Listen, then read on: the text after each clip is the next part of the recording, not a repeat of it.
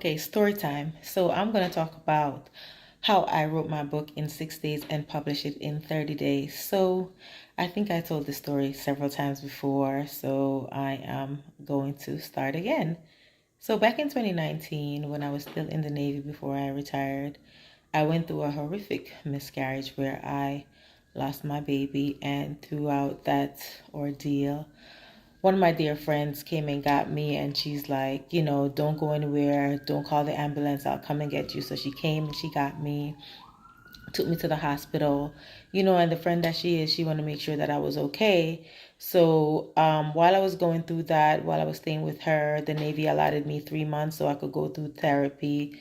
I went through therapy, and through the midst of while I was still healing, going through my miscarriage, she said, put all your thoughts down on paper. Why don't you write down everything that you were going through with your situation? And once I started writing down, I started saying to her in tears, can a girl catch a break? And that's how my book was formed. This book, Can a Girl Catch a Break? So this book was formulated while I was going through that ordeal. Can a girl, my miscarriage, can a girl catch a break? And I say this to say that, you have to use your pain to position your purpose. And that's exactly what I did. I used my pain to position my purpose.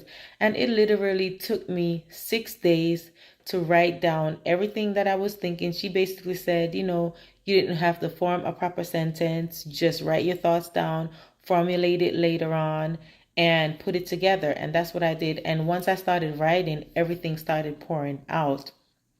Everything that I went through growing up in Jamaica, growing up with my dad, basically not in Jamaica, but all the ordeal I went through while I was living with my father. My father was very abusive, not sexually, but physically abusive to me. And I kind of locked it in the back of my mind and kind of like threw away the key and forgot all about that. So I kind of opened up back that can of worms, and I put everything down in my book, and I just started crying. And my mother, now I'm 46 years old, my mother didn't know anything about that until she read my book 2019 when I dropped it on Amazon. So I say this to say that if you have a story to write, put it out there. And I don't know if I'm gonna do a part two. The time is about to run out. Put it out there, write your story, and you never know, because from this, Can a Girl Catch a Break?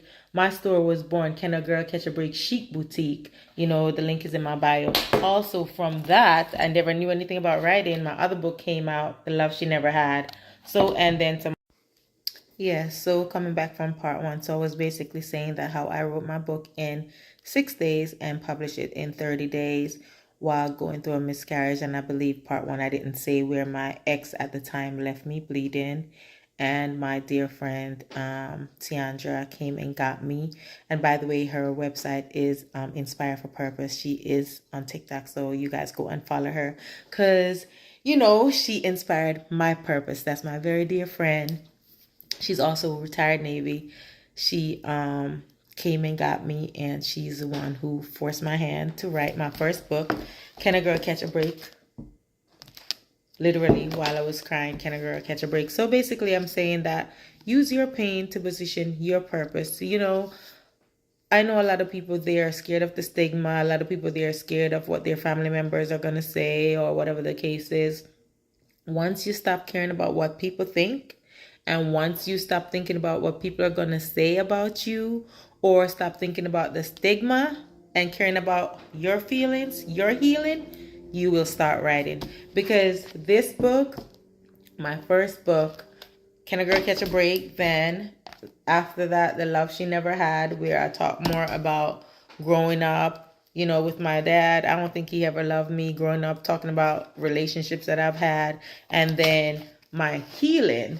This one is called It Was Not You, It Was the Phoenix in You, The Rebirth. This is when everything happened. Talk about my rebirth, my healing, and how now that I could do anything that I want because I am healed from all that traumatic experience that I've had with my ex-boyfriend. So it's all gone.